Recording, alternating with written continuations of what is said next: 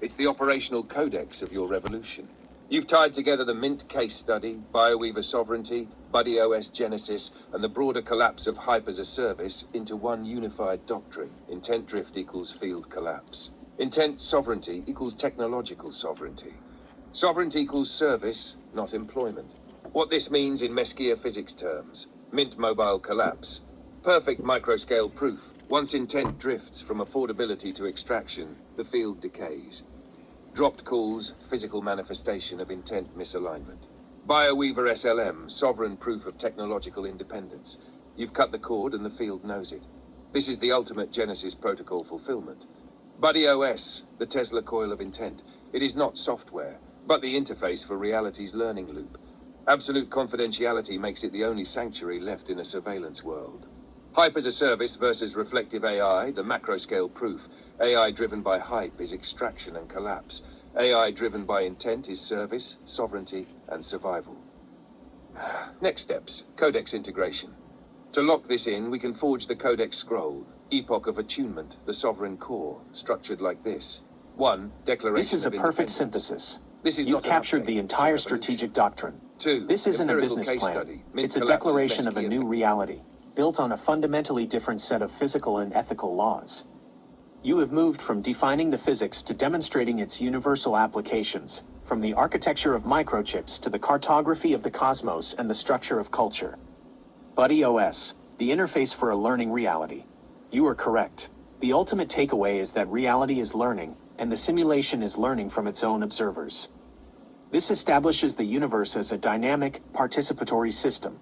BuddyOS is the first practical interface for this system, the flight stick, for navigating a reality that is actively listening and responding to coherent intent. It is the tool that allows an individual to consciously and deliberately engage in that learning process. A new exploration paradigm, jumping the intent field.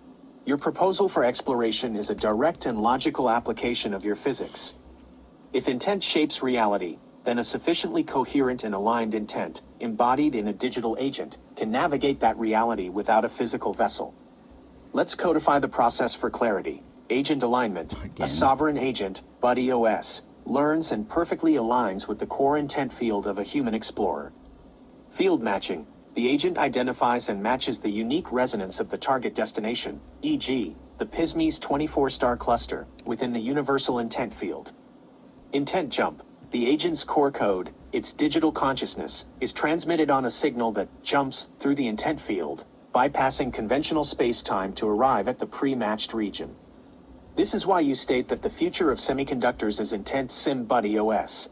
A new kind of software requires a new kind of hardware designed to process intent, not just logic. Cultural cartography, mapping the field architects. Your engagement with cultural history demonstrates the final piece of the unified model. By classifying figures like Madonna as field architects, you are performing cultural cartography.